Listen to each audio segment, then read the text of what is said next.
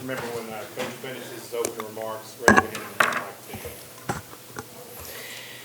Well, today was first day of spring practice for us, and as I reminded our players, it's really a progression of what we do every day, and that progression of what we do every day is building on the things that go to being successful. And so there's no scoreboard out in spring practice. There's no winners, there's no losers. What it's really about is the total development of the individual and them understanding that you need more than just talent alone to win a national championship. So making sure that they clearly understand what this next 5-6 weeks is about.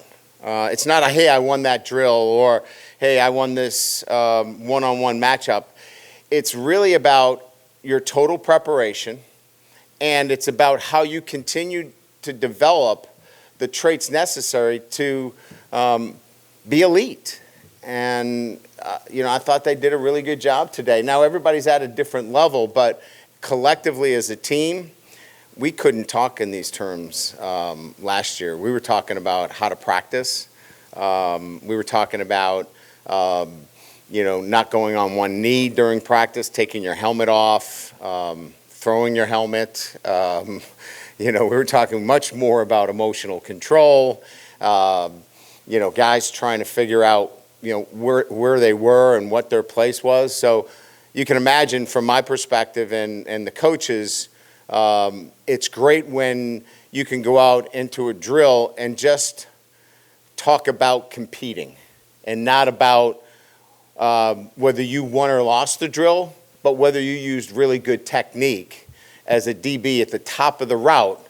And because you used really good technique and your attention to detail there is, you're going to pick that off when we play XYZ. So that was essentially what today was about, what tomorrow will be about, and then we start to get into, okay, all right, where are the matchups? Where do we need to develop somebody as a key backup, or where do we need to develop a little bit more depth? Maybe where do we need to move a guy? But the next few days is really about that kind of mindset of what spring practice is about and what the objective is in spring practice. So, you could ask me about who looked good and, who did what, and I'll give you the best answers I can. But you can understand the mindset that we all have going into this is, how do we get our guys really understanding total preparation and how to prepare physically, how to prepare technically, tactically, and mentally in the spring. And then how can they have a better attention to detail? How can they be better focused? How can they have the right attitude? How can they be smart?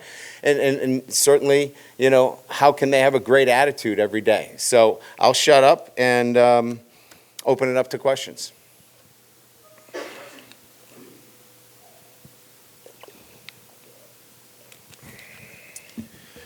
Coach, just on the spring game format, I hear more and more coaches say, as vanilla as that game is, they don't want to put footage out for other teams to look at. How are you dealing with, they want this to be a TV event also, right? So how do you deal with the format this year? Yeah, I don't think you're going to throw exotics in there and do those kinds of things. But you still, if you can play the game, you want to do what I just said, right? You want to continue that competition. You still want to be able to put those kids in a position where, they can work on all of those things. Last year was a little bit different. As you know, I try to treat it as a game where we did pregame meal and we did the walk and we did all those things because they had never been involved, nor had I. So I wanted to take that anxiety out of the first game for us. So as we go through the spring, we'll have to evaluate what the numbers look like. So you could have a short spring game, but you could have some 7-on-7. You could have some individual drills. You could have some of the things where the fans could still be involved in it, but we'll have to see how that goes. Yeah, hey, Coach. Noticed that the running back room was a little bit thin out there. Could you update us on what's going on with John and Josh and Armani?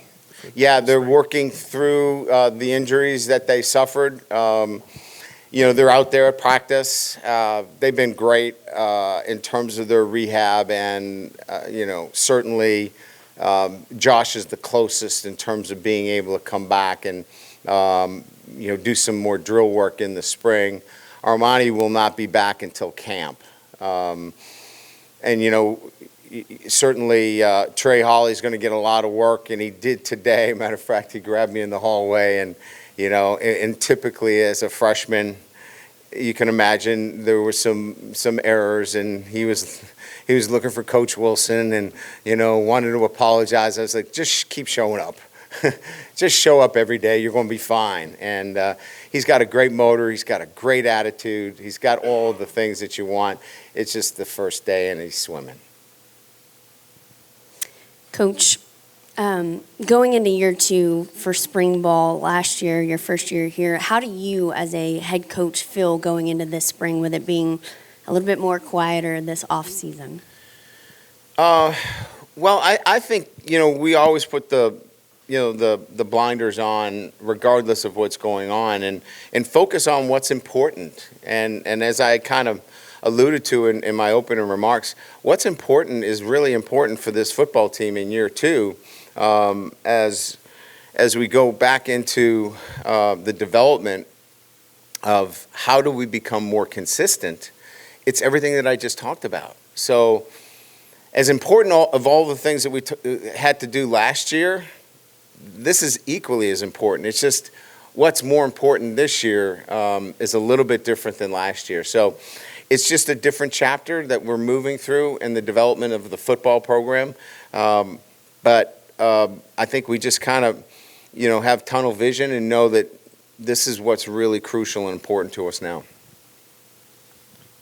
Yeah, Brian, the way the spring schedule is set up, 2 days practice and then a week off for spring break, is that particularly what you wanted? Is that what the calendar fell? Did you think about maybe starting a week later, or did it work out this way to where you can evaluate all next week on the 2 days you practice?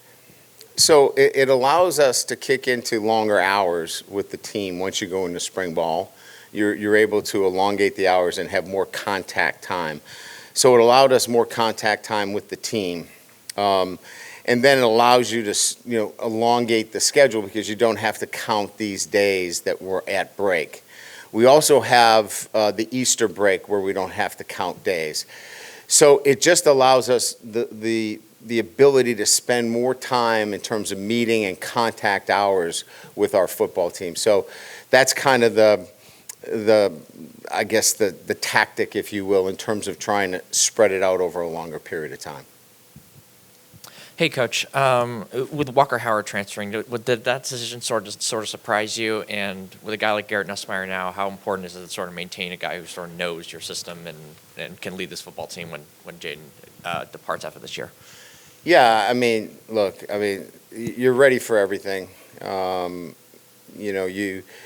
want to do a great job of retention, and sometimes it's out of your hands. Garrett was out there today, even after he's had, some corrective surgery. He was out there competing, throwing the football. He'll probably be another week or so before he's full go and everything. But, I think he's excited. And, I think Collins, got a lot of work today. So we've got 3 quarterbacks that will get a lot of work in the spring. I think we're in a pretty good place.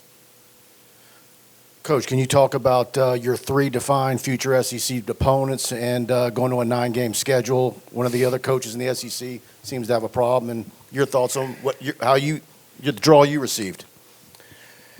Yeah, we play all 3 of those teams. So for me, it just didn't seem to be any different. I expected that it was probably going to be Ole Miss and Alabama, and whether it was going to be A&M or Texas or somebody else,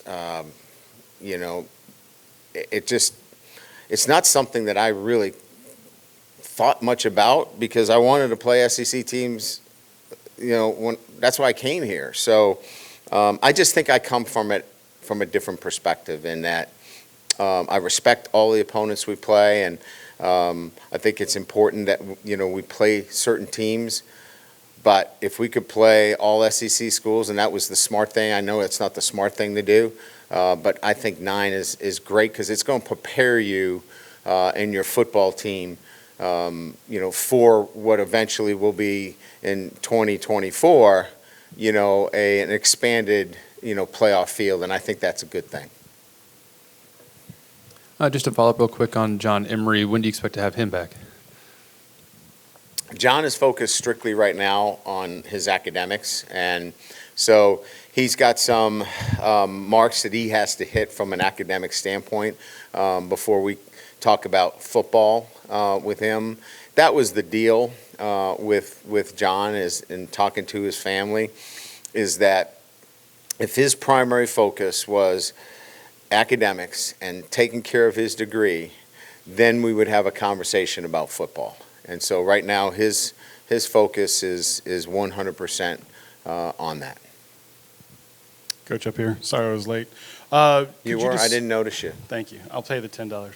I'm trying to move away from that. Your early enrollees, you talked about Ricky. What do you want for them, and how have you seen throughout the years early enrollees really benefit from that extra time? And then secondly, you're a little thin at a couple of positions. Yes. How will you manage that? Okay, let's talk about Ricky. Certainly as a quarterback, you benefit greatly just coming in, learning the system. There's so much as a quarterback, as you can imagine, from just looking to the sideline and picking up the signals. It's like, it's foreign to many.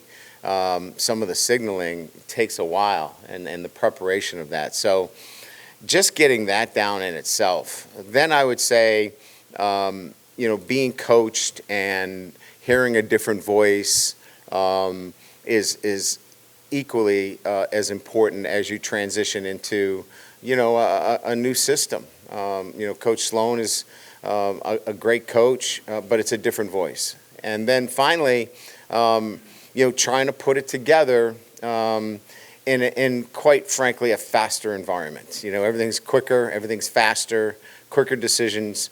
And so from a quarterback standpoint, mid-year enrollment covers everything from, the intellectual development to the physical development in the weight room, putting on the proper weight, to the mental development and dealing with the ups and downs of transitioning into college life as somebody that should still be in high school, right?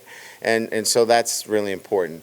We're really thin on the offensive line, and so the charge will be after today really focusing on shoring up that group. Now we've got guys coming, right? We've got guys that are out, and and I'm not here to say that we've got an issue with a second group. We just have some young guys that are playing right now that it's really a first time out there. But we've got to shore that group up. When we shore that group up, we've got some talented players out there.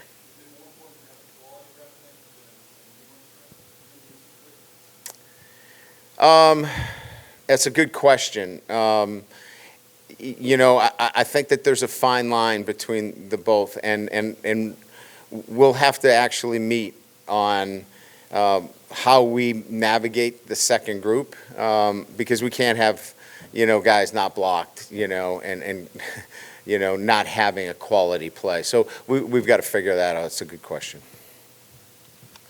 A couple things. Are there any guys, you signed a lot of guys, transfers of different age and experience. Are there some guys who, if they do what they should be doing, are no doubt about it, guys that are going to help you all this year? Yes. And then, as you just mentioned, well, if you could name some of them, as you mentioned, a lot of your backup O-linemen who are older transferred out looking for playing time.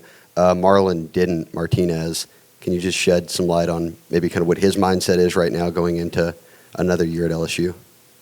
Yeah, we want them to stay. But as you know, there's another transfer portal. So we can't worry about those things. We're going to develop the guys that are on our roster. We're going to give them the opportunities that we believe is right for our program. He's done a really good job. He's worked hard in the weight room. He's reshaping his body. He's doing the things necessary for him to compete. He's getting first team reps because Charles is out with an injury. So, but, you know, we won't know until we finish spring ball what his status is. We hope he's here to stay. You know, as it relates to players that are going to make an impact, I mean, I think it's pretty clear that some of the defensive players that we brought in, Ovia Gufu, Omar Spates, I think, you know, Jefferson, you know, to name a few, are going to be guys that are going to be impactful. I think the depth at the cornerback position, all of them are really talented players. You know, watching one-on-one today, you know, it looked pretty good. You know, there's some things that we'll continue to evaluate. It's day one, but I'm pretty confident that the transfers that we brought in will make an impact, and in particular on the defensive side of the ball. Aaron Anderson is coming back from surgery, so we haven't seen him yet. But, you know, we know about his story and how great of a high school player he was here in the state. If you can carry that onto the field here at LSU, you know, we're penciling him in, you know, obviously somewhere. So, yeah, look, you don't know until you get into camp and you really get into the nitty-gritty of it. But we feel like we've supported our football program with the right people because they have fit in so well over the past few months in our program itself. And that really is the most important thing.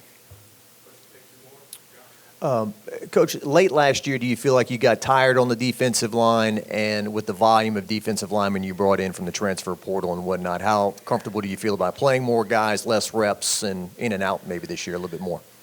Yeah, Jacques, I think it was in its totality. I think it was corner. I think it was safety. I think it was defensive line. If you look at the SEC game, there was a lot of compressed formations where they were cracking down on our best players and, you know, forcing some guys that were, you know, less than 100% to make plays in the run game. And so, you know, we had to address that, you know, with depth at the cornerback position, you know, depth at defensive tackle in particular, and certainly the safety position. So, yeah, it was certainly in the tail end of November, it was becoming pretty clear that needed to be addressed. Hey, Brian, is there any element of, you know, maybe year one with an offense, you're just kind of trying to keep things stable, get things kind of where it's, I don't know, efficient, and then maybe there's an evolution in year two where there's more you're trying to do, or was last year pretty much kind of what you expect? You know, when you talk about offensive philosophy, you know, there's a line to be drawn about, you know, how you look at each play, right? And, you know, if you look at the NFL, right, I mean, there's so much focus and effort placed on the singular play in the NFL, right? There's the huddle, and then there's all kinds of motion, and then that play itself is just a full commitment to a singular play, and that's why they, you know, run less plays than college. College sometimes it's like, you know, run, you know, as many plays as you can.